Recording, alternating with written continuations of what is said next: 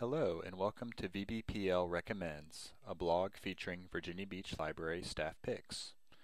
The purpose of this blog is to highlight our library collection and give personalized reviews from our staff in an easy-to-access format. This screencast will show you the main features of the blog and give you a behind-the-scenes look at the inner workings of the site. The main content on vbpl Recommends is the reviews. With 16 different writers, we get a wide variety of styles, but most of our reviews have a couple of key components. As an example, we use this post of the Outer Banks house. The post title is the title of the item being reviewed and its author.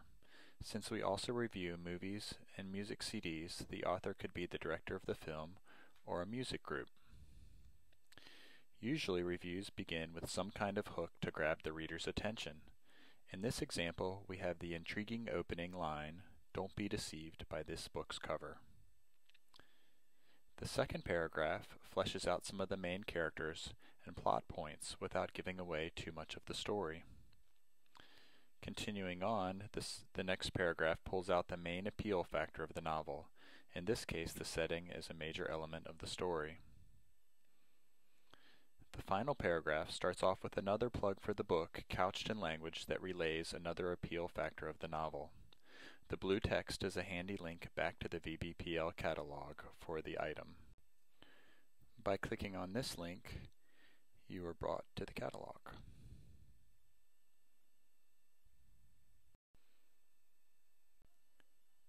The last sentence of the post suggests some read-alikes with links back to the library catalog.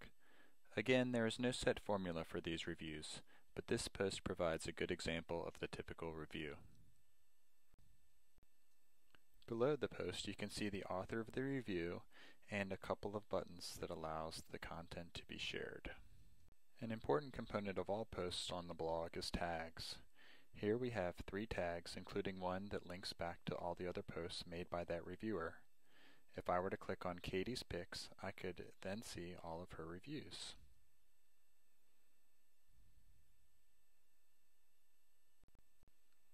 A new feature on the blog posts can be found underneath the blog title. We use a web-based service called AudioGo that takes the text of the post and makes it audio. By clicking on the Listen Now button, you have the option of listening to the post or downloading it into iTunes or another player of your choice. Here's a snippet from the computer-generated reader.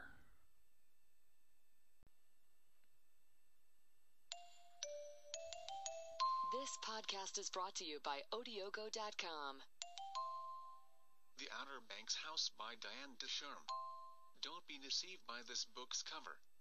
What appears to be a light summer read is actually steeped in some of America's most painful historical topics.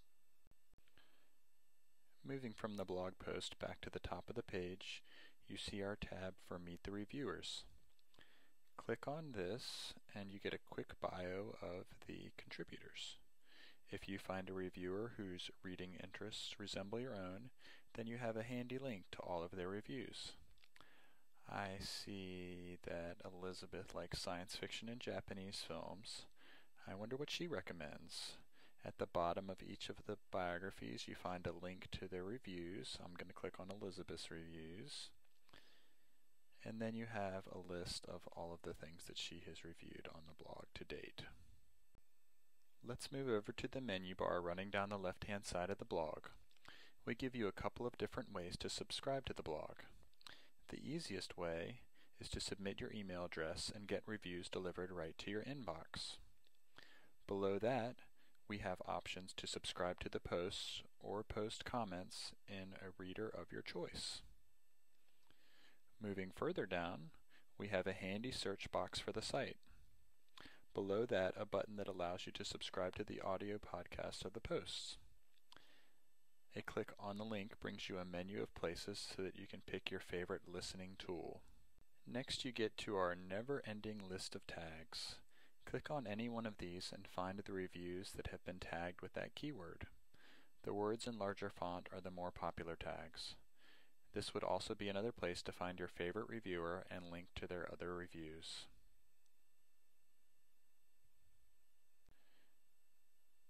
Going down to the bottom, our last menu item of note is the archive.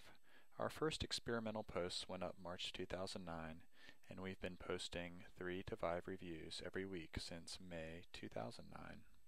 That's a quick overview of the front side of the blog. Now a peek into the back end of things. We have a calendar to keep track of who posts on which week.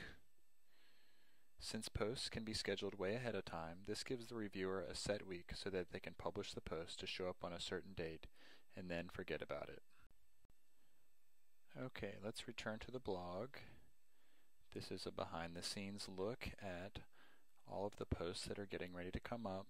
You have posts that are scheduled, posts that are still in draft status. You have the dates that the posts are scheduled to go live. You also have the authors of the posts. Scrolling further down, you can see the most recent posts that have been published. Going back up to the top of the page, if you wanted to create a post, you'd click on the New Post button. For those of you who took Learning 2.0 training, this screen will look very familiar to you. This page is where the magic happens, and inevitably the page we reviewers are looking at in desperation when that next post is due. That's the end of the screencast portion. I now present to you a rare glimpse into the secret lives of some of our reviewers and their working processes. Enjoy.